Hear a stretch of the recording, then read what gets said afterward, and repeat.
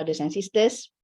Welcome to the sharing session, Human Governance in Leadership, on this Friday morning. So to have blessing from Allah Subhanahu Wa Taala, let's begin our session today with the recitation of Al-Fatihah.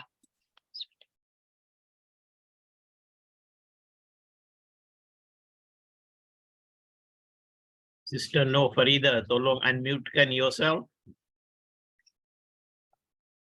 Kenapa? Tadi dah mute dah, tak dengar. Oh, tapi saya tengah baca Al-Fatihah tadi. Can you hear me now? I Boleh? can hear you. Okay. All right.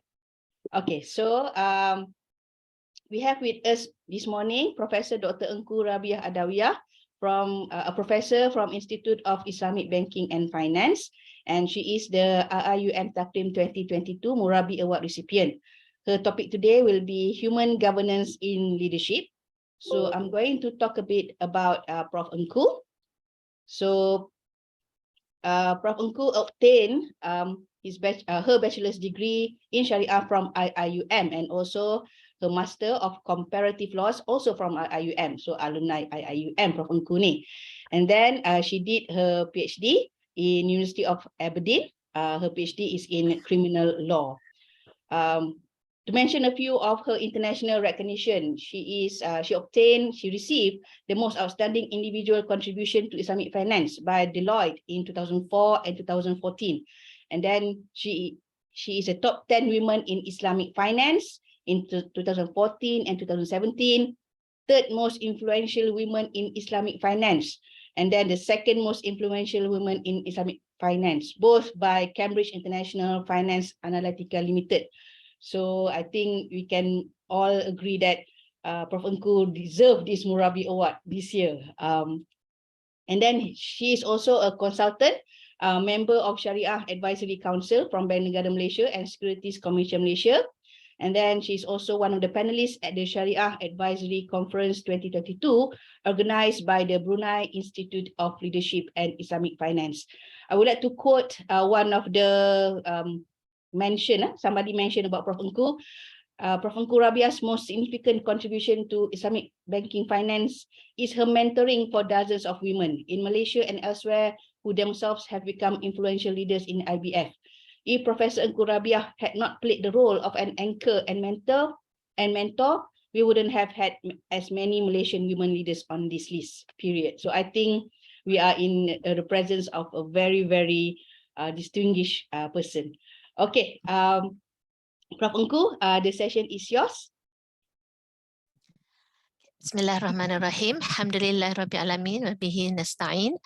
Wassalatu wassalamu ala Rasulillah wa ala alihi wa sahbihi ajma'in. Rabbi shrah li sadri wa yassir li amri wa hlul 'uqdatam min lisani yafqahu qawli. Thank you very much, Sister Nur Farahida, for a very generous introduction of myself, such that I feel a bit nervous because I don't think I'm not as good as what you have actually read about. But I will try to speak about the topic given to me about human governance in leadership. This topic actually is something that I must admit, I'm not that used to human governance because I've been teaching company law for a long time, and what I come across is always about corporate governance. But alhamdulillah, when I was given this topic, I read more about this, and I find that it is a very insightful perspective towards governance, and it is, I think, very much in line with the Islamic perspective and understanding of human governance, if at all. And basically, for my topic this morning, I'm going to start with a brief introduction, and then I will be going directly into the topic about what is human governance. And because, as I've said earlier, we are more commonly hearing about corporate governance, so I may want to speak a bit on how human governance is different from corporate governance.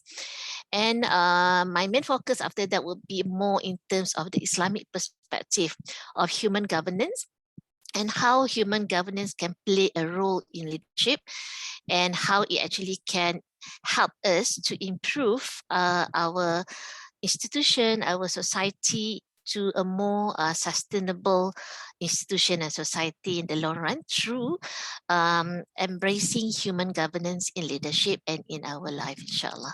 And then I will do my conclusion. Now, as an introduction, basically, human governance is not something that is new. It had been the talk of the town in the human management as well as academic circle for quite a while. And that was actually, when I say quite a while, it's been more than a decade ago. And as I read and research about human governance, I found that one of the pioneering figure who has been talking a lot and also promoting a lot about human governance in management, in corporation, as well as in education, that must have been the late Prof. Arfa Saleh, rahimahullah. And one of the pioneering work that she had done, she had written a book on human governance, a paradigm shift in governing corporation, and she had written that in 2008 together with another colleague, Dr. Aizuddin Ahmad. So I think this book has been, and also her letter writing on human governance has been a key reference whenever we read any article or writing about human governance. So basically, why the shift towards human governance? Because before that, we always talk about corporate governance, but then later we hear about human governance. It has been actually triggered by the frustration that is felt by the people, whether practitioners as well as the academia, regarding the perceived failure of corporate governance in providing leadership or in stemming misbehaviors and ethical practices that has been manifested in many corporate scandals since Enron, the WorldCom, and then later we had the global credit crisis of 2008. So all of this actually manifests that corporate governance is not enough. So then we see people coming out with the idea of human governance. Basically, they are arguing that good governance should focus on the human, the behavior of humans within the corporation or within the organization or institution, instead of focusing on the corporate itself. Okay, because the corporate actually behind them, they are human. So we should actually focus on governing the human rather than the corporation per se. So in that sense, we can see that human governance actually is an internal guide, and it actually works to emphasize on the ethical conduct of the human within the society, within the organization, within the corporation, through a value and principle-based framework. So it's about values and principles that driving the internal aspects of the human, so that it will actually reflected in their behavior, in the ethical conduct of that human. So in the technical definition given by the Malaysian Institute of Accountants, they define human governance as an internal, inside out, and value-based conviction. So it's inside out, it's in yourself, and then you reflect it out, and it's based on values that guide the human as the sentient being to behave. So it talks about human as the sentient being, as a being who can think and feel and has emotion, right? So this is to distinguish human governance from the corporations, because corporations is just a legal person. They are not a sentient being. So the real being that is making decisions and thinking and providing guidance actually is the human behind the corporation. So on that note, I would like to sort of compare between human governance and corporate governance. So as defined by the MIA, human governance is about internal, inside out, and value-based conviction to guide the human. And on the opposite, MIA also gave the definition of corporate governance as the external, outside in rules and regulation to legislate the firms. Okay, so that means you can see that one is the human governance is about internal on the human, whereas corporate governance is about external. It's the rules and regulation imposed from the outside to the corporation to regulate the way the corporation behave or the way the firm or institution behave. Whereas human governance is about something that is internally innate in that human, and it's based on their values and conviction, and it will guide them in their behavior. So based on these two distinct definitions, we can say that human governance is values or principle based, whereas corporate governance is rules based. And the focus of human governance is the human, the sentient person, who is considered as the soul of the company, the soul of the institution, like IUM is the soul of IUM, the human in IUM, not the corporate itself, right? We're talking about corporate governance, they're just focusing on the corporation, on the legal person. And they are considering this legal person like separate from the human components. So the human components may be the employees, maybe the management. So corporate governance is like separating the legal person of the corporate, and they're focusing on that rather than the human behind them. Okay, and then the other difference is human governance is people-centric. So it looks at how human impacts change, how personal values drive and motivate individuals towards corporate well-being. So it's about internally driven actions. Okay, it's inside our approach, whereas the corporate governance is more like robotic approach because it's about imposing rules. You need to comply with the rules and regulation. If you don't comply, we're going to penalize you. So it's more like external and outside in kind of approach. So this is actually the distinction that I can gather. Of course, there are so many other ways of distinguishing human governance and corporate governance, but for the purpose of our talk today, I think this is enough. So basically, we can see that these are the two different approaches, but then we can say that actually human governance itself has a contribution towards good corporate governance. Okay, if we manage to actualize a good human governance, definitely we are going to have a good corporate governance ensuing after that. Okay, yeah. So now I'm going to go into the perspective, the Islamic perspective of human governance, which I coined the human governance eye, basically the Islamic perspective of human governance. And basically, if you're talking about human governance in the Muslim society or an Islamic institution, basically it's philosophy and ideas must be based on the Islamic principles and worldview, isn't it?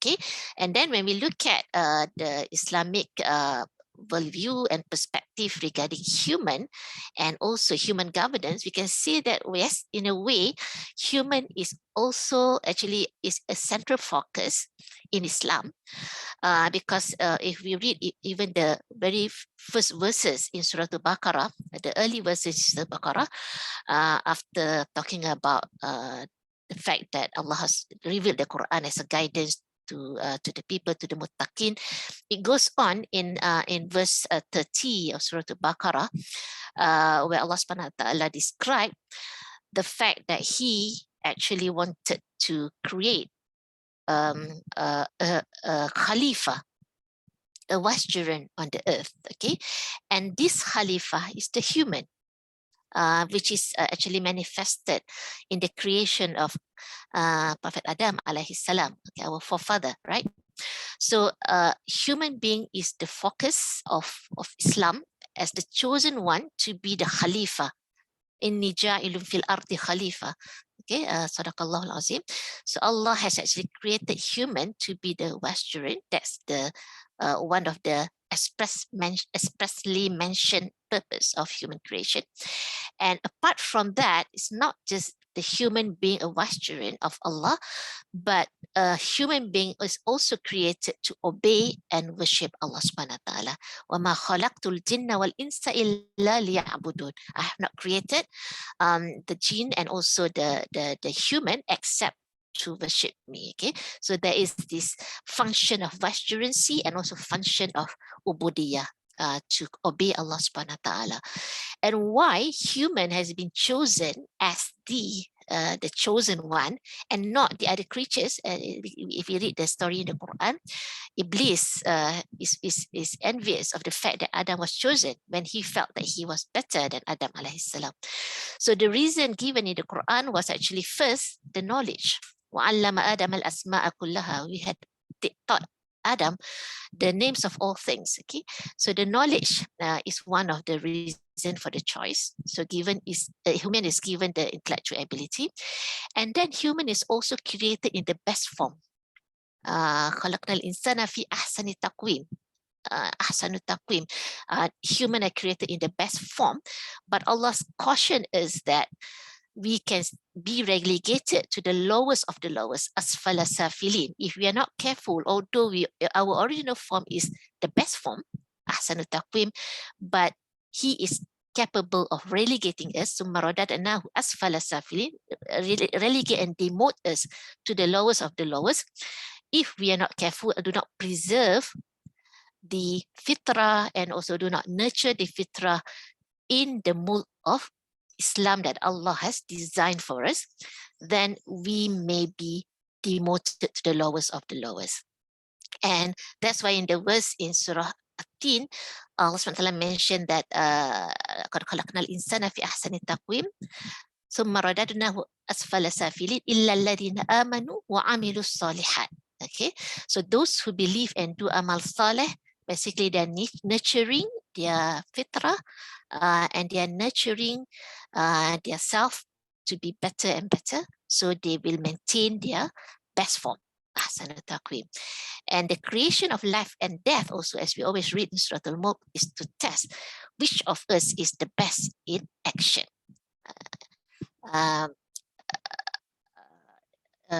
Now, basically Allah made or create al-mauta wal-haya, the death and also the life, liyabluwakum ayyukum ahsanu amala, to test which among you is the best in their deeds. Okay, so that is basically the human as the center, so they must do the best. Okay, so human governance is about bringing out the best from the human nature and nurturing that good human nature into doing good and impacting good to the people around them.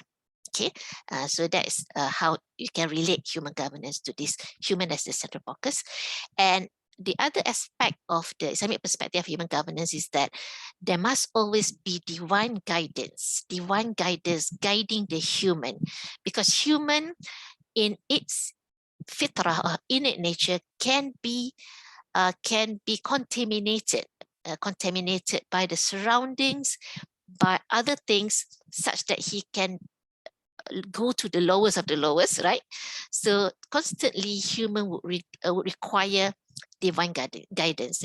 And this divine guidance is actually rooted from the principle of Tawheed.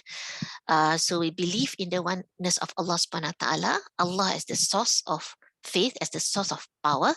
So he gave us he chose us to be the Wasjurin as a trust, and Allah subhanahu wa ta'ala have mentioned that this trust actually had been offered to the earth and the heavens, but they refuse, and this is undertaken by human. Okay, so they became the Wasjurin, but they has accountability with regards to what they do, and they have to submit to Allah subhanahu wa ta'ala as part of the ubudiyah to Allah subhanahu wa ta'ala. Okay, so this Tawheed should be our values, our principles that is driving our human governance. So when we look at ourselves as human, when we look at the universe, when we look at the religion, when we look at all aspects of life, we need to look at from the divine perspective, from the perspective of Tawheed and perspective of ubudiyah and khilafah. Okay, so the values and principles that drives the ethical conduct of human that we are going to look in the human governance is actually based on the innate nature of human, this called as fitrah, and the reasons, the akal, and which is actually manifested as ilm that Allah has taught to Adam alayhi salam. So the akal fed with ilm, and then guided by divine prescriptions, which is wahyu and divine wisdom and hikmah. Okay, so this is the what I can gather the Islamic perspective of human governance. I believe there may be some other ideas among the audience, but this is my humble understanding. And basically, if we then look at what is expected, maybe we look at the literature on human governance, they are always talking about expecting the human being to do the right thing as a human. So you ask yourself, as a human, what is the right thing to do? So based on this, it is actually beyond the moral and ethical expectation. It's not just being moral or being ethical. It is actually fundamentally being human. As a human, what would be your values as a human? What would be your response as a human? What would be your actions? So in order to understand that, the literature on human governance suggests that we need to know who we are, and we need to know what we are intended for when we were first created, and then we need to know also what we need to become. Okay, so all these are actually important existential questions. And in Islam, as I mentioned, in addition to the fitrah or human nature, we have the guidance, the divine guidance. Okay, so in Islam, human is created based on fitrah. They have this fitrah that is receptive to divine guidance. And then when the divine guidance comes, it tells human being what is the purpose of their creation. That is to be Khalifah and to perform ubudiyah to Allah subhanahu wa ta'ala. And we need to become the best muhsinin. We need to become, before we can become muhsinin, the best, we need to actually be a Muslim, a mu'min, and a muttaqi. Okay, of course, there are other traits that can be added there. But basically, from the Islamic perspective, human being, yes, has their fitrah, but their fitrah need to be safeguarded so that it maintains its purity. And how to maintain the purity of the fitrah is through divine guidance. I would like to bring the audience attention to some guidance from the Sunnah and also from the Quranic verses.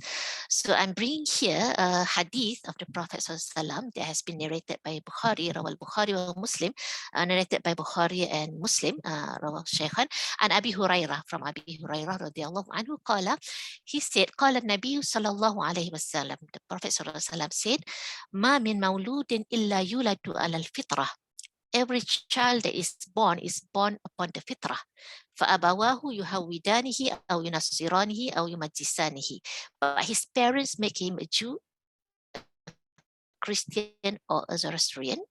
كَمَا تُنْتَجُ الْبَهِيمَةُ بَهِيمَةً جَمْعًا. It is just as the animal is born, whole and complete with all of its parts. هَلْ تُحِسُّنَ فِيهَا مِنْ جَدَعَ. Do you perceive any defect in the animal? So basically, when the animal is born, is perfect and whole. Similarly, when a human being, they are born on fitrah, which is pure, perfect, and whole, is complete.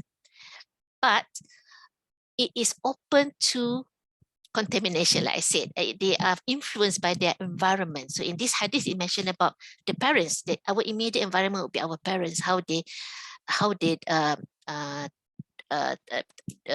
actually develop and grow our personality, right?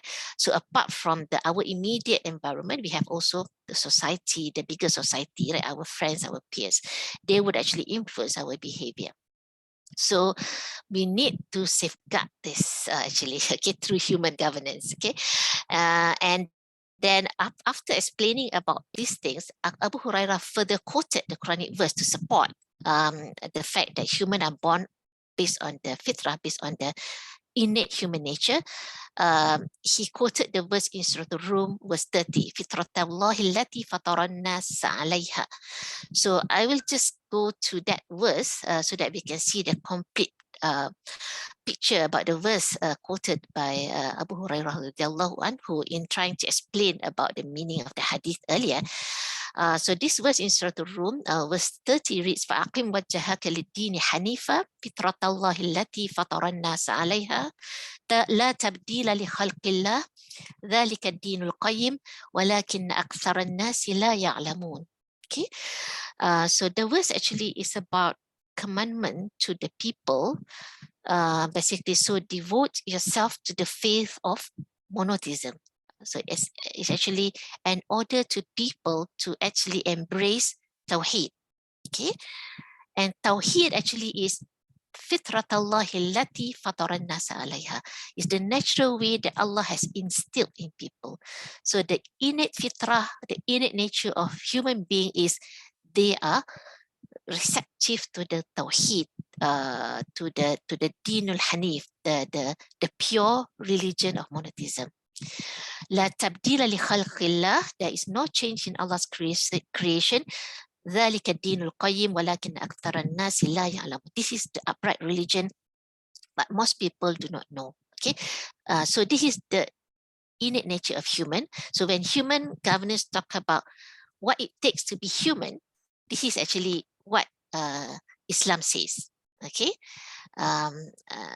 this is the fitrah, but many people do not know, so that's why they find different.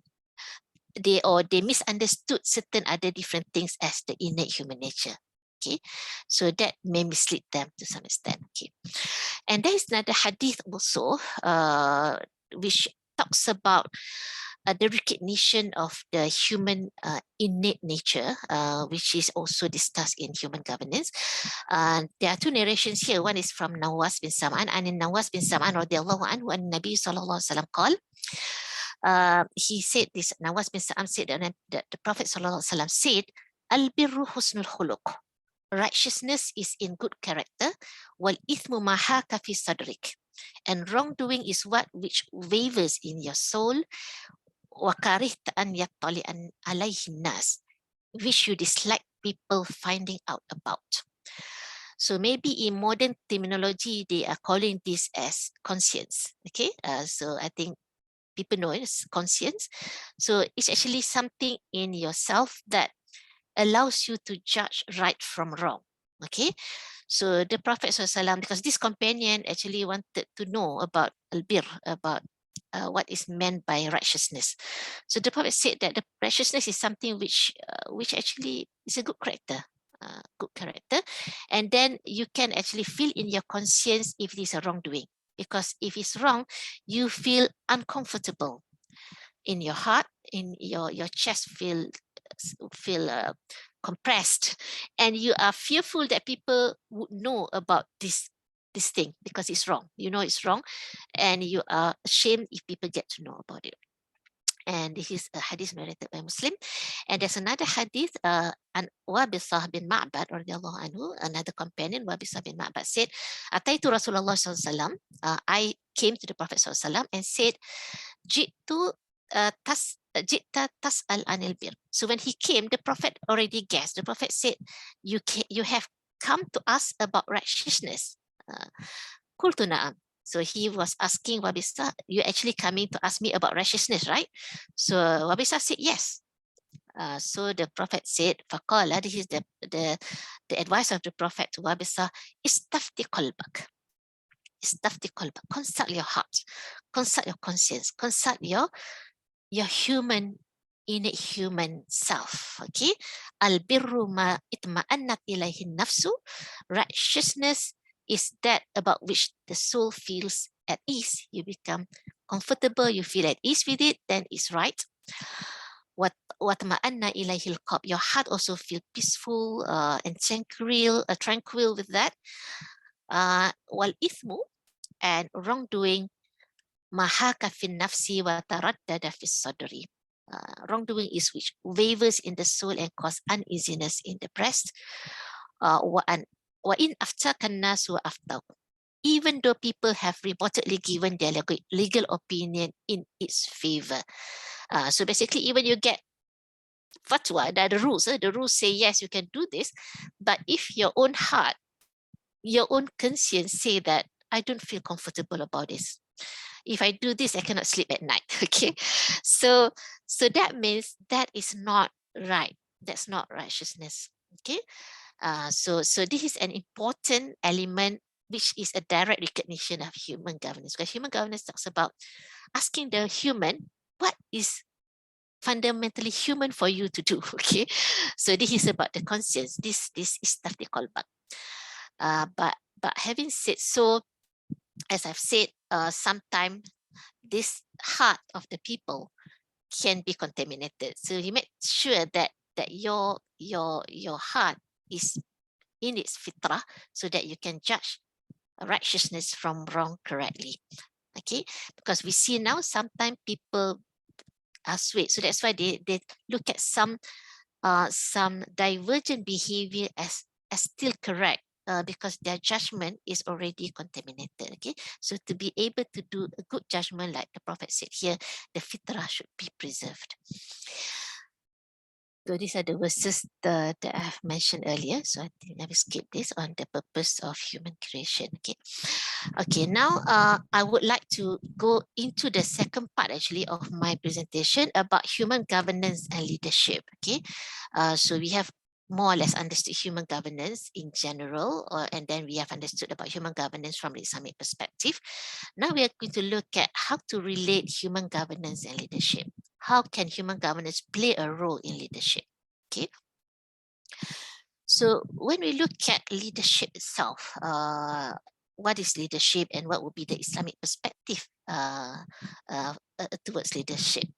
So the modern definition of leadership, I've taken this somewhere in the literature. Leadership is a psychological contract between a leader and his followers, that he will try his best to guide them, to protect them, and to treat them fairly and with justice. Okay, so it's psychological contract. It's not a legal contract. Okay, it's like you expect psychologically, you expect that the leader would be able to guide you, and the leader would be able to protect you. The leader would be able to treat us fairly and with justice, right?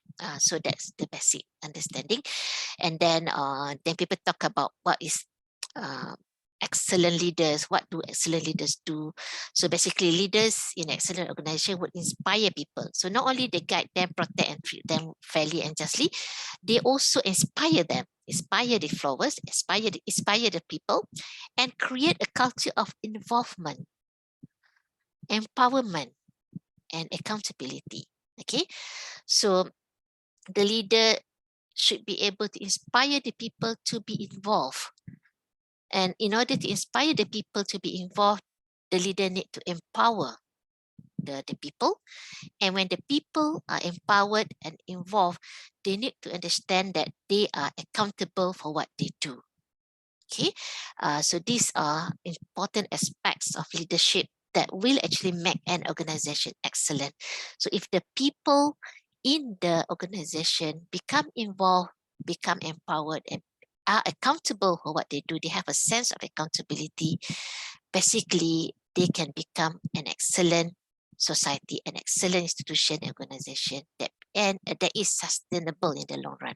Okay, and if this happens, this excellent organization led by the excellent leader would also promote a culture that incites generation of new ideas, new way of thinking. And this will lead to innovation and development in that organization, in that institution. Okay, so so we will not have like a kind of organization that is fearful, not creative, because if you don't empower and involve the people, they become timid. Okay, they are not innovative. They do not want to generate new ideas. Okay, but if you involve them, empower them, they would be capable of generating new ideas. They can innovate, and this will actually develop the organization. Okay, so so if we look at this, actually remind me of another hadith of the Prophet ﷺ, when the Prophet was actually asked about the expansion of Islam. So the companion were asking him, which of these two would be part of the Islamic caliphate first? Would it be Rome? Would it be Rome, or would it be Constantinople? Okay, Constantinople. So the Prophet ﷺ said to the effect that it will be Constantinople, which is going to be conquered by the Muslim first. And then in another hadith, the Prophet also mentioned about or prophesied who would actually be able to conquer and also open Constantinople for the Muslim. And the Prophet said that this team who's going to be able to conquer Constantinople will be the best team, the best people, and led by the best leader. Okay, the best team led by the best leader. So you can see that how the creativity and the empowerment that has been shown by Sultan Muhammad Al-Fatih when he conquered Constantinople, how they innovated, how to overcome the barrier created by the Romans to prevent ships from entering Constantinople, where they put actually in the sea barriers in the form of iron nets and whatnots. So they actually innovate, and they generate new idea where they go through the land, where they actually brought the ship using and rolling the ship on the barks of trees, which is greased by oil, and then they bring the ship on the other side, and then they were able to overcome the barrier that was hampering their advance to conquer Constantinople. So you can see how the leader managed to create a culture where the people are capable of generating new ideas and innovation, and this allow for the frontiers of the Islamic state to go beyond Constantinople, right? Beyond this is now Istanbul. Okay, so that's one. And then if you look at the Islamic perspective of leadership, leadership is a trust or amanah, and actually everyone is a leader. Okay, everyone is a leader and have people under their charge. Okay, everyone is in the position of leadership. Everyone has amanah. Everyone should be responsible and accountable for the amanah or the responsibility that was given to them. Okay, so in this regard, I would like to bring the attention of the audience again to another hadith of the Prophet ﷺ, which is in Muslim. An Abi Umar and Nabi sallallahu alaihi wasallam anhu qal, Ibn Umar from the Prophet sallallahu, he said that the Prophet sallallahu said, ala kullukum ra'in. Verily every one of you is a shepherd or a caretaker, wa kullukum mas'ulun an ra'iyati. Every one of you is responsible and accountable for the people under his care. The Amir,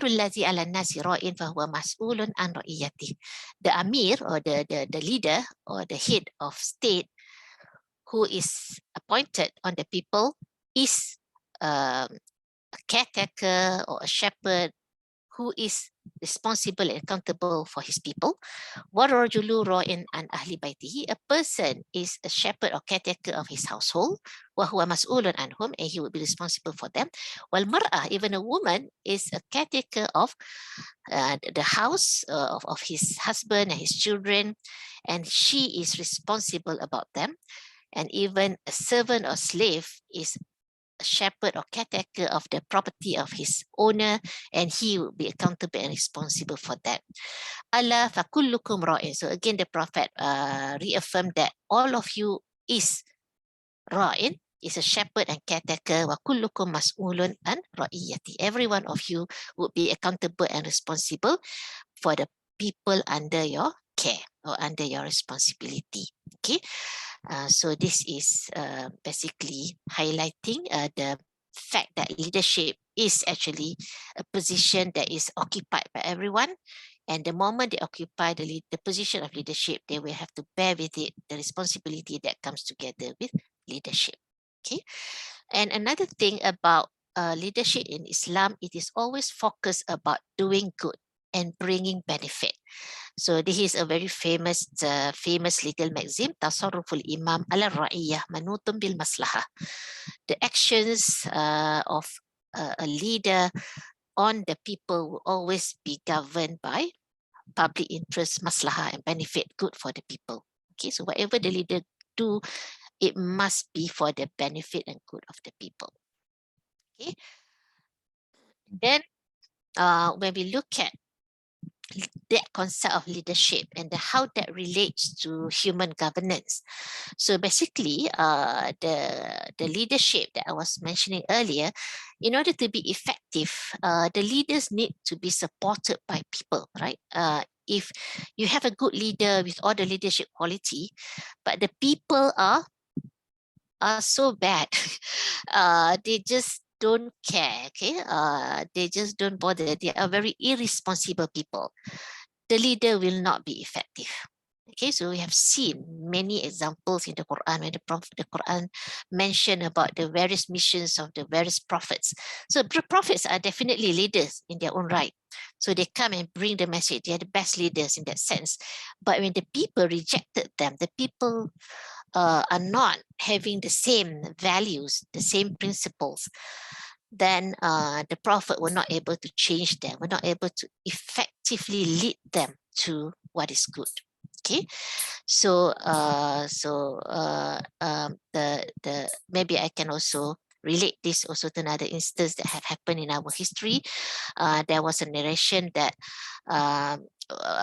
Sayyidina Ali radiallahu anhu have been asked by some people why during the time of the Khalif Abu Bakar radiallahu anhu and Umar al-Khattab radiallahu anhu, there is peace and there's not much problems, but now in the caliphate of Sayyidina Ali radiallahu anhu, there are lots of instability and whatnots. So the reply of Sayyidina Ali radiallahu anhu was that during the caliphate of the first two guided caliphs, Khulafa al-Rashidin, he said that the followers or the people are people like me. Okay, so the followers at that time, they are good people, having qualities, the human qualities that is necessary. And because of that, everything is good and nice. The leaders are good, the followers are good, and even the hadith mentioned about the opening of Constantinople. So the Prophet said, the best of people and the best of leaders. The people are good and excellent. The leaders are excellent. So that's why it's good. But during his time, Sayyidina Ali said that the people are people like you, okay, who are not really observing the good nature of human. So there are lots of issues. That's why there are instability, because a good leader with a bad people cannot effect a good leadership as well. So it needs two to tango. Leaders need good people, and in the literature on human governance, they talk about the two characteristics required from people in order to help the leader to be effective. So the people should have the characteristic of self-consciousness and also the characteristic of self-accountability. So these two characteristics are the pillars of human governance, because human governance is about making humans self-conscious of their human nature and also make them take accountability, self-accountability of what they do. Okay, so you can see now there's a very strong link between leadership and human governance, because human governance is preparing the human and aspect of the people who's going to support the leader. Okay, so human governance will help in the leadership, because human governance nurture the people who's going to provide the necessary pillar for the leader to succeed and impact in terms of his vision and mission. Because the people who are having good or practicing good human governance, they would be able to implement the vision and mission of the good leader. Okay. So as you can see, the two pillars of human governance that is mentioned in the literature actually is very much strengthened by the Islamic paradigm. So the first one is the self-consciousness, and the second one is self-accountability. So the self-consciousness under the human governance concept actually captures and respects the essence of human spirit.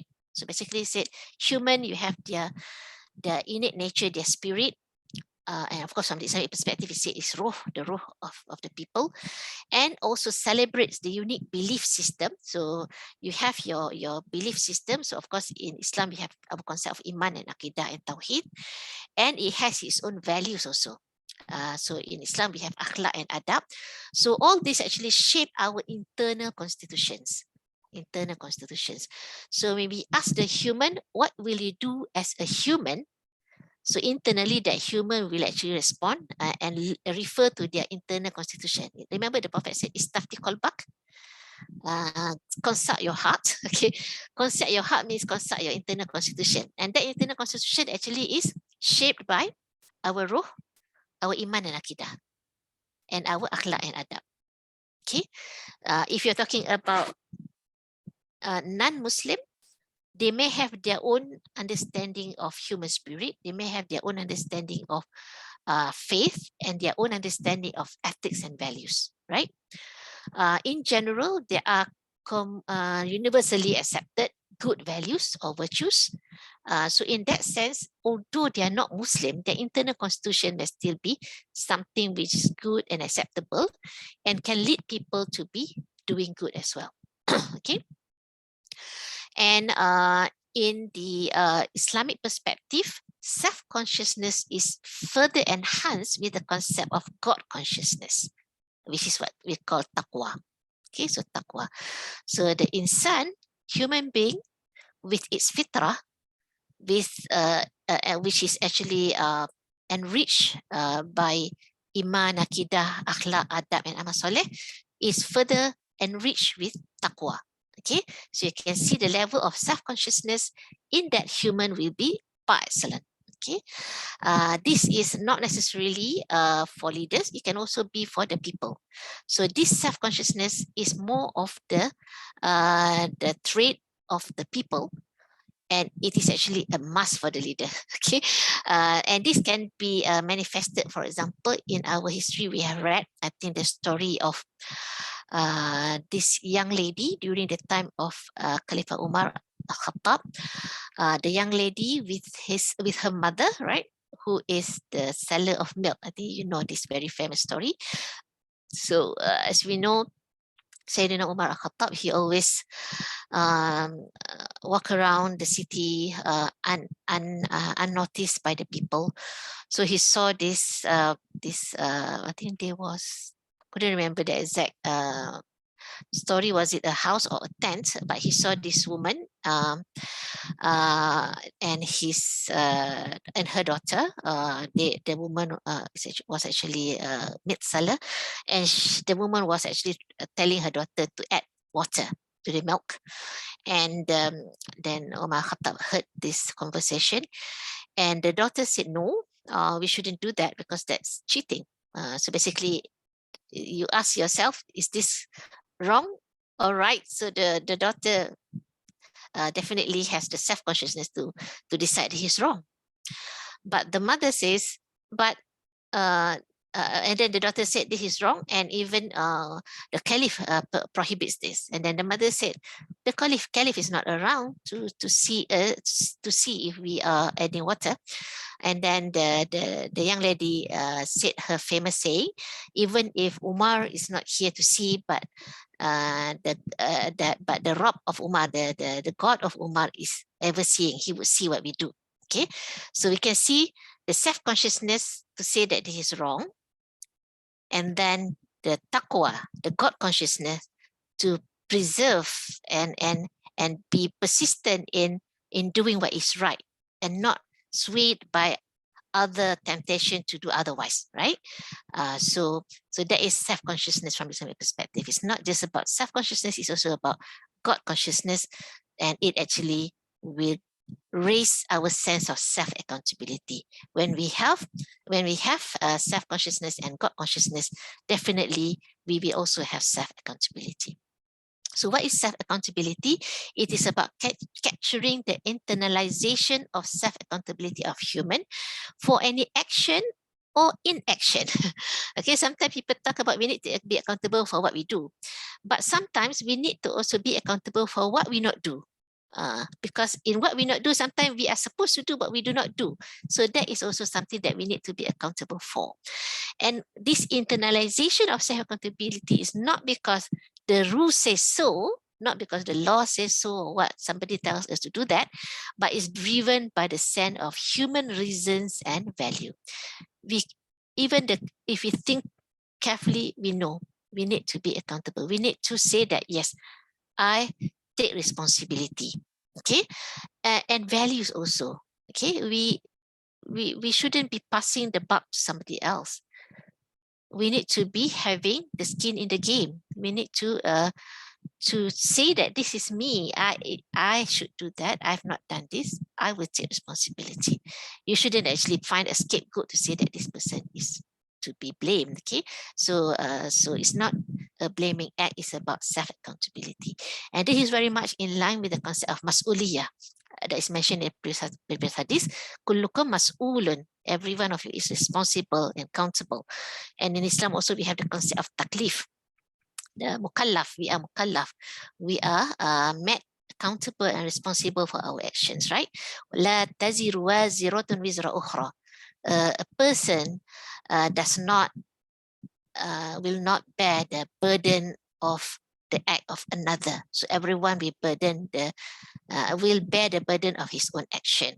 Okay, so he will not be made to bear the burden of another person's action. Okay, so that is in the Quran. La taziru waziratun wizra ukhra. Man amila salihan falinafsih. If a person make a good deed, it is for himself, and if person do a bad deed, it is against himself. Okay. And another thing that further enhance the Islamic concept of self-accountability is the fact that we have dual accountability, meaning that our accountability is not just in this world, in the dunya, but the accountability also extend to the hereafter or the akhirah. So we have to understand that even if we escape the accountability in the dunya, we may not be able to escape that accountability in the akhirah, except if we do the necessary to delete or erase that wrongdoing from our file or folder. So that's why I think Ramadan is coming in less than 100 days. One of the things that we asked by the Prophet ﷺ to ask from Allah SWT is to seek al-afwa. Allahumma innaka afuwun tuhibbul afwa fa'fu anni. Okay, so we seek from Allah to erase and delete actually our wrongdoings. So it's not just about forgiving our wrongdoings, but the record is still there. But we want Allah SWT to forgive and also to erase and delete the wrongdoings from our folder, from our file in the hereafter, so that may Allah give us the ability to receive our records with our right hands. Okay. Ashabul Yamin, inshallah. Okay. And then when we talk about human governance in leadership, it's actually about leadership that focus on the humans. Okay, human governance. So the leader need to focus on the humans in their organization. And then the leadership should also recognize the human nature of their people in terms of their potentials, their strengths, and also their weaknesses. Okay, so sometimes we see certain actions that we consider as inhuman. Okay, so we need to correct that. So leaders should be human in their leadership and should be human in their governance of the people under him. Okay, so that's why we talk about the balancing act, okay, between what you expect from your people and what your people have in terms of their potential strengths and weaknesses. I will go into that a bit more detail after this. And then the second aspect of human governance in leadership is the leaders also govern their human force with integrity and humanity. They not only use their mind in their decision making, but they also use their hearts and moral compass.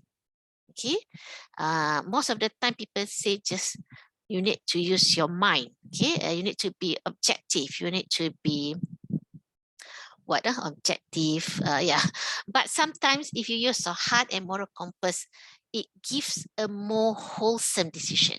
Okay, and it may also result in more fair and just decision. Okay, and then another aspect of that is leadership need to question what it means to be human and to redefine human roles in life. Okay, so that's why when we, for example, develop our KPIs or we develop our strategic action and strategic planning, we need to have this in mind that we are dealing with human, what are their roles, what are their strengths, what are their weaknesses, what is their nature. Not only that, if you're talking about human governance from the Islamic perspective or HGI, human governance it should also be guided by the Islamic worldview and also the maqasid al-Sharia. Okay, so I want to relate the Islamic worldview with the maqasid al-Sharia because I want to have or make it more relatable, and actually we have some kind of list. Okay, because the maqasid al-Sharia is about preservation of religion, right? One of that, preservation of religion. So when we redefine human roles in life, is it actually going to nurture their religious aspects? And then preservation of life, is it going to nurture their meaningful life? And then nurturing of intellect, nurturing of family or progeny, and then nurturing of wealth. These 5 dimensions of maqasid al-Sharia: religion, life, intellect, progeny and family, and wealth. So that is actually things that are necessary for human to be human and a meaningful human.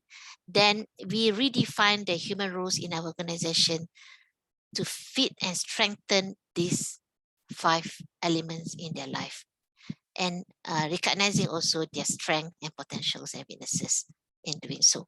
Okay, so that requires a leadership that actually has certain qualities, and also the people that have certain qualities. Of course, when we talk about virtues or common qualities that are recognized in any society, like honesty, integrity, respect, trust, and excellence, these are all good virtues that must be there for leaders as well as for the people. And in addition to that, it should also for Islamic human governance should also be rooted in the belief and willing submission to Allah Subhanahu wa Taala, and that basically means we are acting or as guided by the injunctions of Allah Subhanahu wa Taala. And if you do that, we are going to develop strong Islamic moral character, which is Islam, Iman, Taqwa, as well as Ihsan and Itqan. Okay, I would like to, let me see. Okay, I think these are things that are known to you. I don't want to actually go into much details, but basically what I can say is these are the values and the principles that is going to drive human governance and leadership in an organization from Islamic perspective. Okay. We have certain other leadership qualities that can be modeled from the prophetic example. So I think these are known to all of you. This has been said to be the salient character of the Prophet ﷺ. He is known as the Siddiq. He's also known as the Al-Amin, and he's also known for his fatana, and he's also has the character of Tabligh. So how would this translate into modern day leadership qualities? So Siddiq is not just Sadiq. Sadiq means you are truthful, but Siddiq means you are always truthful. It becomes your innate nature. So if you look at the Prophet's life, he never tell any lie. He is always truthful. Even when he's making a joke, he doesn't tell lies in his jokes. Okay, so he is always truthful, such that what I want to say is that because he's bringing the message from Allah Subhanahu wa Taala, if he's always truthful to the people and to himself, to the people, definitely he will also be truthful to Allah Subhanahu wa Taala. Right? He will not make any lie in the name of Allah subhanahu wa ta'ala. So whatever that he says is actually wahyun yuha. Wa ma yantiqu anil hawa in huwa illa wahyu yuha. Whatever the Prophet said is not from his whim and fancy, but it's actually from divine revelation, right? So he's always truthful. So this quality must be there in any leaders. They must always be truthful. A leader who is not truthful and lies, he's not actually a leader, okay? Because he will actually cause loss of trust from the people, okay? So this is an attribute or character that is for the person of the leader. And the other one is amanah, okay? So amanah is again a character in the person of the leader, but this actually is in relation to the responsibility that is given to him. Okay, so thinking about Siddiq is about yourself, how you conduct yourself, how you walk the talk. Okay, but amanah is about how you perform, how you fulfill the trust that is given to you. So the Prophet ﷺ again is a person of utmost amanah, very trustworthy, and known as Al-Amin even prior to prophethood. Is always known as a very trusted person, and even the non-believers trust him for all their matters. So we have read the history about how the Prophet was Al-Amin, and he actually managed to resolve the disputes among the people of Quraysh about the placing of the Hajarul Aswad when they actually repaired the Kaabah after the flood, after the big flood in Makkah at that time. Okay, the other character of the Prophet that can also be emulated is Fatanah. Fatanah means smart and genius and very bijak, very smart and genius. Okay, I don't have the words to explain. And this actually is encompassing not only the cognitive aspects, but also the emotional intelligence, the intellectual intelligence, emotional intelligence, social intelligence. He's actually intelligent in all aspects of his self and personality. Okay, so of course, as a normal human being, we may not be perfect, but we will try to emulate that and try to increase our intelligence and smartness by education, reading, training, and upscaling ourselves. Okay, and the last character here is tabligh, which is communication and engagement. So this is very important. Sometimes the leader is good in terms of being truthful, being trustworthy, being smart. But if the leader does not communicate and engage and articulate his vision and mission well to the people, he will not be able to be an effective leader. He can be a good person in himself, but he cannot lead the people towards goodness. Okay, a good leader should be able to deliver and communicate and explain and articulate and engage the people under his care to understand what is the vision, what is the mission, what is expected from them. So this is an important aspect. So these are some of the model prophetic leadership qualities, and other guides from the prophetic leadership that we can learn from is the ulul azmi aspect and the sabar aspect, patience. So all prophets have this aspect, but of course some prophets are known to be ulul azmi, and one of the ulul azmi prophet was Prophet Muhammad SAW himself. So it's about determination, it's about perseverance, it's about endurance in the face of rejections and pains and sufferings. So we saw how the Prophet SAW persevered, endured, although he was rejected, although he was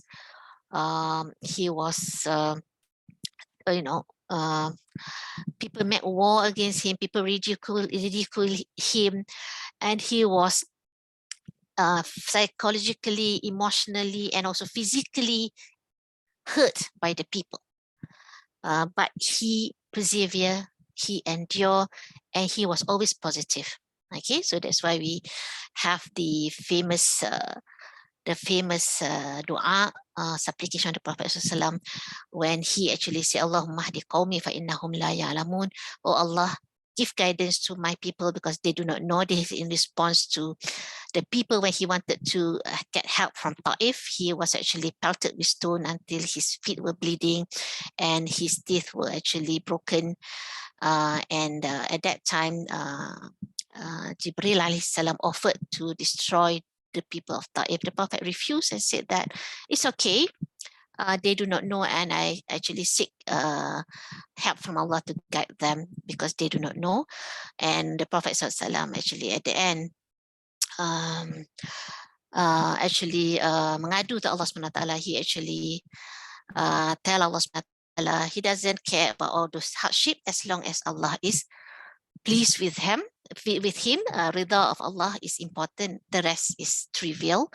And he also was known to have the emotional maturity in handling the various human behaviors and adversity that he faced. So we saw a lot of instances where he was dealt with harshly, but he actually responded maturely in a very amicable manner. Okay, so he is the real model in emotional maturity, right?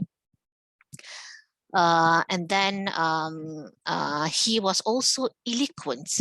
Fasaha. This relates very much to the character of tabligh. In order to be able to effectively deliver the message, you need to be eloquent. The ability to articulate ideas, the ability to give instruction with clarity and eloquence. So the companions always explain to the people the outstanding character of the Prophet. When he gives instruction, he is clear, he's precise. You can actually remember his message like it's imprinted in your mind, you know. So that's how clear his instructions are. And not only he's clear and articulate and eloquent in his instructions and explanation of ideas, he was also able to move people's hearts and emotions and motivations with his words. Okay, so there are lots of instances where the Prophet mentioned to his companion that if he were to do this, Allah will reward him with certain reward in the hereafter. So the companion immediately took action. Yeah? There was one instance where this companion, I couldn't remember the name, he immediately said to the Prophet, I therefore make a donation of all my orchard. So this companion was known to have a very beautiful and nice orchard for tamar, for dates. So he actually give it away for the sake of Allah subhanahu wa ta'ala, so that he would have a place of abode in the Jannah near to the Prophet sallallahu. Okay, so that's how he moved the people's hearts and emotions, motivate them to take immediate action to translate the teachings that the Prophet was making. So leaders, not many leaders are able to do this. Okay, they may be good, but they're not be able to touch people's hearts. They're not able to clarify their ideas, clear way so that people can understand and take action. And then the other character or leadership character of the Prophet is his enterprising. It's about taking the lead to initiate and push the boundaries, and then determination to carry out the mission despite the challenges and hardships. Okay, so this is another character of the Prophet. He will be taking the lead. If you look at especially the story about the Khandaq, the battle of Khandaq or the battle of Azab, how the Prophet ﷺ himself take the lead to dig the trench. He was actually together with the believers, digging the trench and then hitting the hard stones, be together with the people, and although it was very hard, he was determined to carry out the mission. And that was when he was actually hitting the companion actually come across a very hard piece of rock when they were digging the trench, and they were asking the Prophet, they have tried hard and they couldn't actually break the rock, and then the Prophet ﷺ take like an axe and then hit the rock hard such that it spark fire, sparks of fire.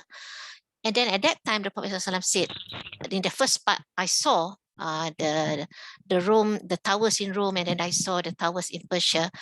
So he actually gave good tidings to the people that we are able to overcome the adversity of this war, and then later we're going to conquer Rome, we're going to conquer Persia. Okay, so that is his determination, his positive vision and mission that push himself beyond the boundaries and also motivate the people to push beyond the boundaries regardless of the challenges and hardships that they faced.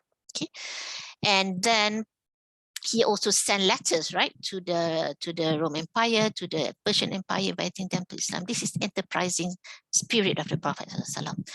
And then to balance this, he actually had another character, which is leniency, leniency and softness of heart. Okay, so a leadership that is balanced with kindness, courtesy, and leniency, taking into consideration the human character of his followers. So he's not hard-hearted. The Prophet is very soft. This is mentioned in the verse, I think Surah Al Imran, that the Prophet is lintalahum. The Prophet is actually lenient and kind and courteous to his companions, and that make his leadership something which is loved by the people. Okay, so some people may have all these three characteristics, but if they don't have leniency, they may not have the love of the people. Okay. And this is actually the verse in the Quran that actually describes that character of the Prophet ﷺ. This is in Surah At-Tawbah, verse 128. لَقَدْ جَاءَكُمْ رَسُولٌ مِّنْ أَنفُسِكُمْ عَزِيزٌ عَلَيْهِ مَا عَنِتُّمْ حَرِيصٌ عَلَيْكُمْ بِالْمُؤْمِنِينَ رَءُوفٌ رَحِيمٌ. Okay, so this is a very touching description of the attribute of the Prophet ﷺ, where Allah said that there has come to you a messenger from among yourselves who is concerned over your suffering. Azizun alayhi ma'anitum, harisun alaykum, anxious over your well-being. Bil mu'minina ra'ufur rahim, kind and merciful towards the believers. Okay, so we are blessed by Allah subhanahu wa ta'ala to have this kind of messenger, the Prophet ﷺ. Jazahullah khairan minna wa min jamil muslimin wa muslimat. So basically, this is the virtue that we want to emulate from the Prophet ﷺ. So finally, I don't want to take much longer time. Human governance in leadership, how do we get there? So here I would like to gather some pointers. I know this is not exhaustive, but these are some of the pointers that I would like to share in order to move forward and get there, because a lot of people talk about human governance, but they said the difficult part is how to practice human governance, how to implement human governance. So these are some tips. Hopefully we're able to embrace these tips. One of that is actually knowledge. Remember why human being is chosen to be the Khalifa, because he's given knowledge. So in the modern time, knowledge is always about data. It's driven by data. So if you want to lead, we need to have data to support our vision, our ideas. So we need to inspire and lead our people through knowledge, through vision, through ideas and skills and the data that they have. We need to convince them with the data. Okay. Secondly, passion. Okay, so basically the leader should be passionate. They need to have passion to see the people and the organization achieve excellence. And then ethics and adab. Basically, leaders need to walk the talk. They need themselves practice good ethics and adab. And then, of course, mujahadah. Work hard, sacrifice, be determined, try to overcome our weaknesses, our, the challenges that we have in our life. And then selflessness. We must remember that what we do is not to seek for self-benefit, but we're actually striving for the well-being of everyone and others. So we do and sow the seeds even though we are not going to taste the fruits. Okay, just do what is good. Okay, and then justice and fairness. We need to be just, we need to be fair to the people around us and also to ourselves. Give credit when it's due, reprimand when it's deserving. Okay, so sometimes it's easy to give credit, but it's difficult to reprimand. And some people, it's easy for them to reprimand, but it's difficult for them to give credit. A good leader are capable of doing both. They are capable of giving credit when it's due. They're also capable of reprimanding when it's deserving. Honest and sincere. So like I've said in the character of the Prophet is Siddiq. So a leader should be truthful, and the leader must also be sincere or ikhlas, always sincere, so that you will not be set back by the adversity that you are facing, because you know that you have a higher mission. Your sincerity is to seek the pleasure of Allah subhanahu wa ta'ala, just like the Prophet said when he was rejected in Ta'if. He said, as long as Allah is ridaka, basically as long as Allah is pleased with him, he doesn't care of all the other adversities. And then finally, we need to have ukhuwah. You need to have brotherhood. You need concern and empathy to our fellow brothers and sisters, the people that we lead, and the other leaders around us. Okay. So with that, I would like to conclude that human governance in leadership actually allows leaders to look at their people, to focus on their people and motivate them to achieve what are beyond the rules and regulation of the normal corporate governance.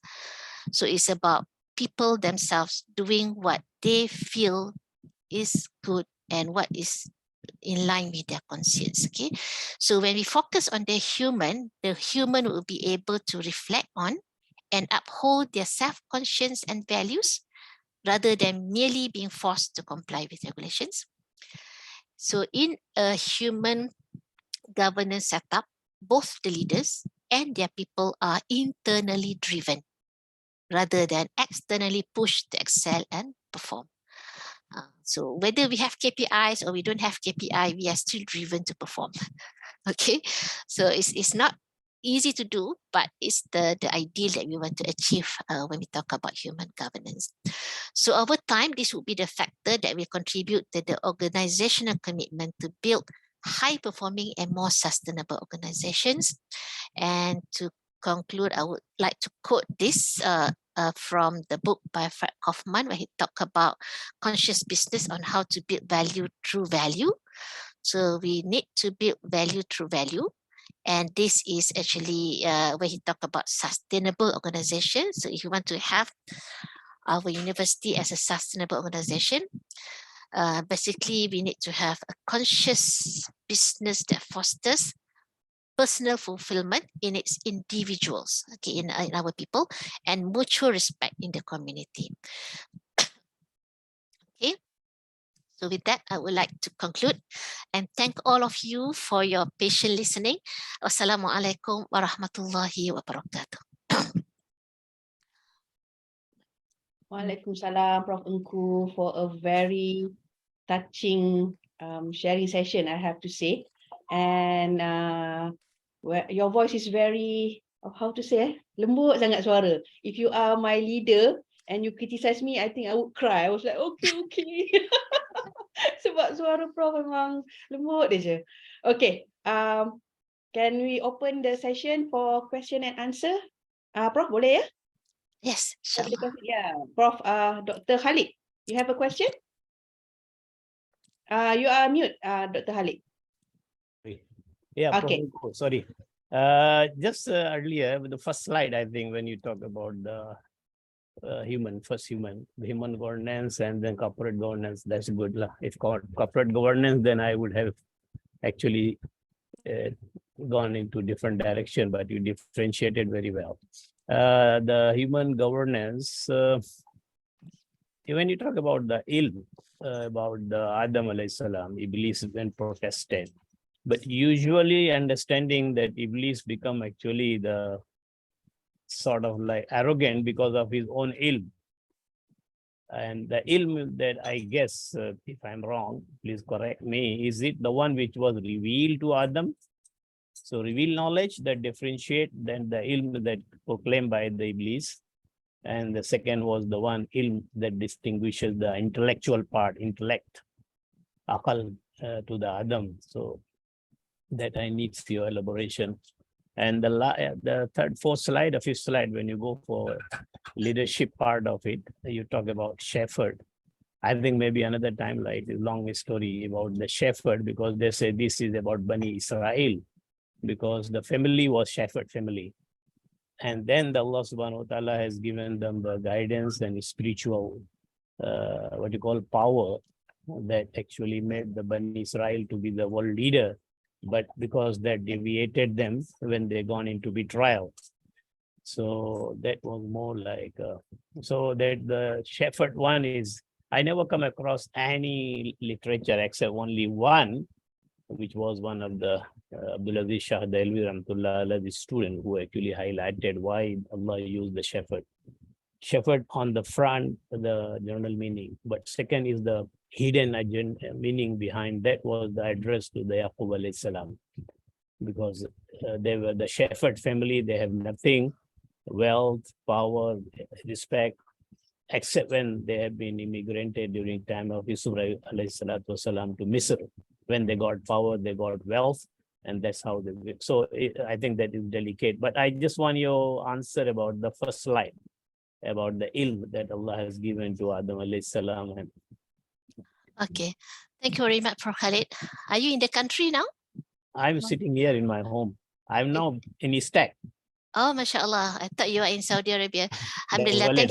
Thank you very much, Prof. Khalid, for the question.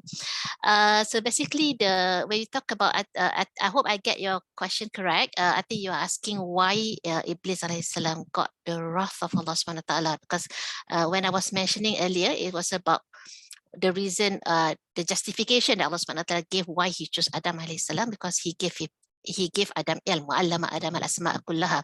But the reason why Iblis actually got the anger and curse of Allah subhanahu wa ta'ala, la'natullah alayh, is because he has the kibir, the element of takabbur. Well, how do you translate it in English? The element of feeling that he's better than other. Ana khairum minhu. This is the exact saying of Iblis. Khalaqtani min nar wa khalaqtahu min tin. You make me from fire and you made him from tin, from clay. Ana khairum minhu. I'm better than him. So that feeling of being better than the other actually denies the good of a person. Although before that, Iblis was known for his devoutness to Allah, for his good deeds. He's a very knowledgeable person. So although a person is knowledgeable, but if the person has the kibir or takabur, he will not do himself good. Just like Iblis, he is denied of place in paradise and he deserved the curse of Allah subhanahu wa ta'ala. Ukhruj minha wa innaka rajim. Get out of the paradise, you are the rajim, the person who is going to be pelted all the time, be blamed all the time, and you are being cursed because of takabur. Okay, so that is his main fault. Prof, I got that idea. The one I question was about the ilm, reason and revelation. Yeah, okay. The Adam alayhi salam was revealed about the things, knowledge of everything. And then Iblis, of course, he also claimed to be most knowledgeable. And of course, that has gone to the takabbur and everything. So that type of ilm, that was my idea, actually. Okay, so the type of ilm, I think, as we know, is also ilm in the form of human acquired. This verse, from my understanding, shows that human is capable of acquiring knowledge, and when they acquire the knowledge, they become competent to undertake the job of vicegerency. And with regards to the relationship there, because we have the some ayat and also the zahir, the things that is apparent, we can do through our logical thinking by our acquisition of knowledge and scientific experiment. But for the sam'iyat, things which is not capable of being sensed by direct human mind, these require divine guidance, as illustrated in the case of Prophet Ibrahim alayhi salam, when he was searching for the truth regarding God. He saw the sun, he saw the moon, he saw the star, the moon and the sun, right? And finally he gave up and said that is based on human observation. So he thought this is the powerful God, this is the powerful God. Then he gave up and he said, if the real God do not guide me to what is true, I will be among those who is led astray. And Allah guided him to Tawheed, and he was given revelation. So that is the kind of thing that would require divine guidance, and also certain intricacy about human nature and human conscience requires also human guidance, but sometimes we may not understand ourselves correctly because we may be swayed by some of the hasutan iblis. Iblis sometimes, like the case of when he deceived Adam alayhi salam and Hawa alayhi salam, that this fruit, this tree is going to give you mortality, right? Eternal life. So we thought it's going to be good for us because of the tablis, the iblis actually make it appears good. Okay, so that in this situation we need some guidance from Allah Subhanahu wa Taala also to guide us from the tablisul iblis, from being misled by the iblis or by the shaitan. Thank you, Either Prof. from jinn or ins, okay, from the jinn or from the human themselves as well. Okay. Thank you, Prof. Khalid. Jazakumullah khair. Assalamualaikum. Waalaikumsalam. Okay, Prof, we have a couple of questions in the chat by Dr. Hafizah. Dr. Hafizah nak saya baca ya? Saya baca lah ya. Soalan dia ialah, I believe most, if not all of us, the leader of our own organisation, wish to follow every single example showed by our Prophet.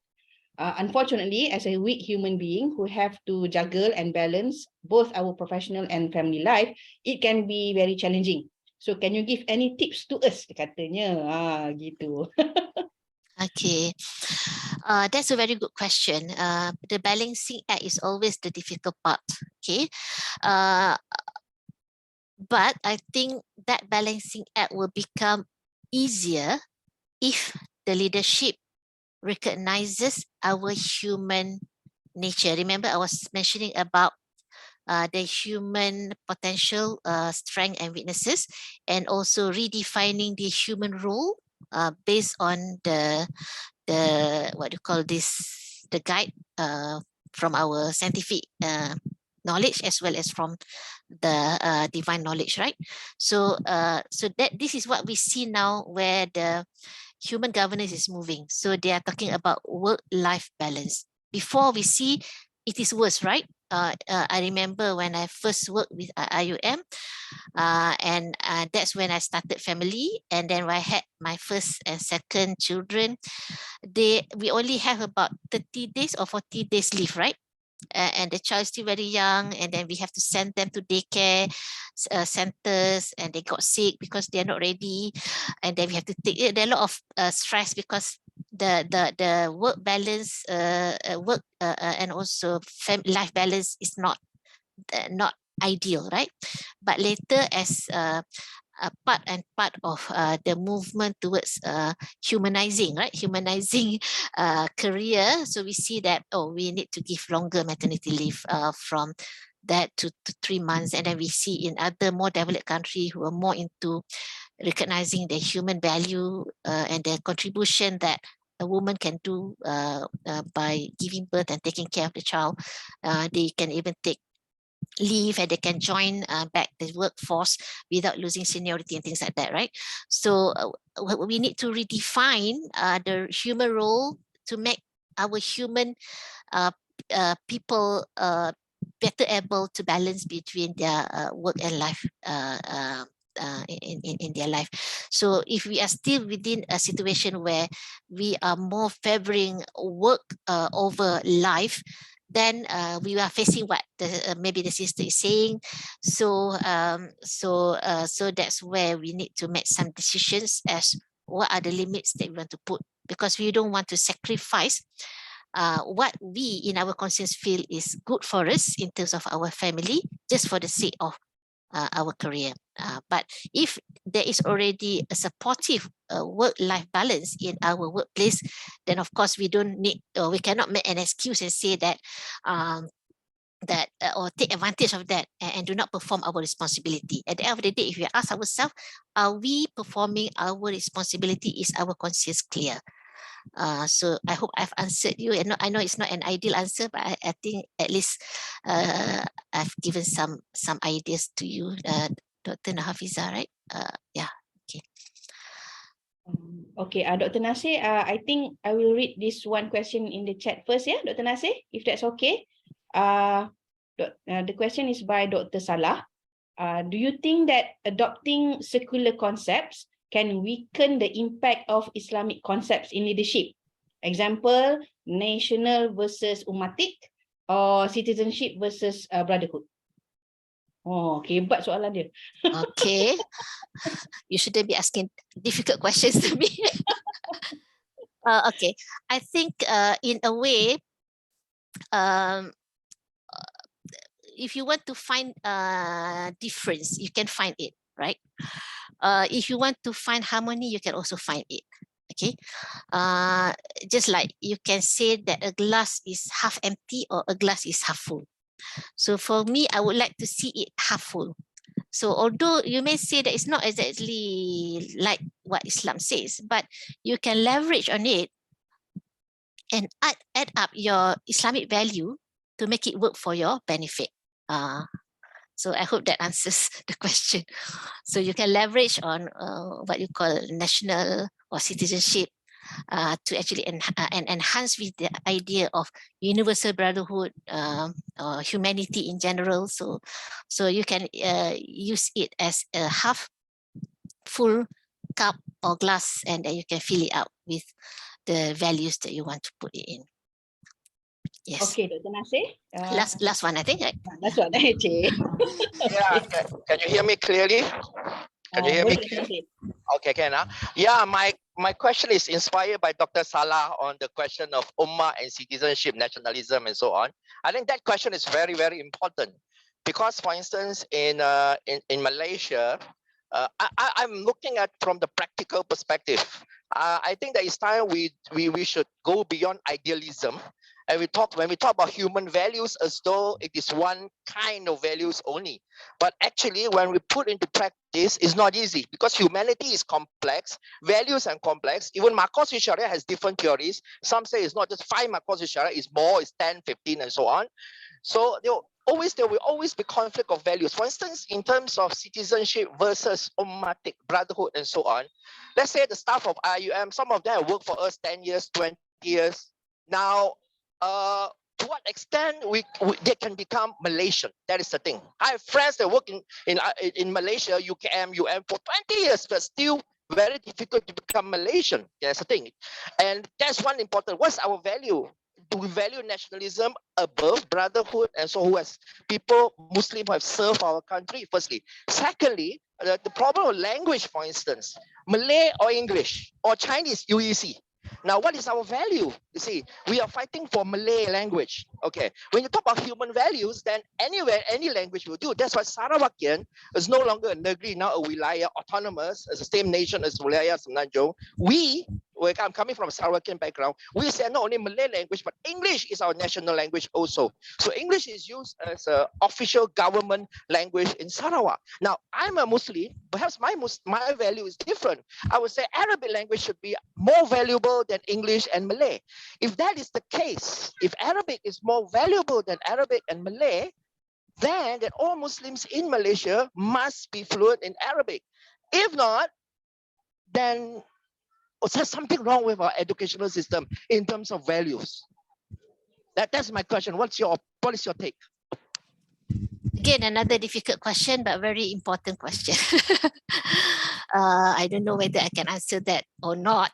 But basically, my take from that is, like you said, we are not living in an ideal world.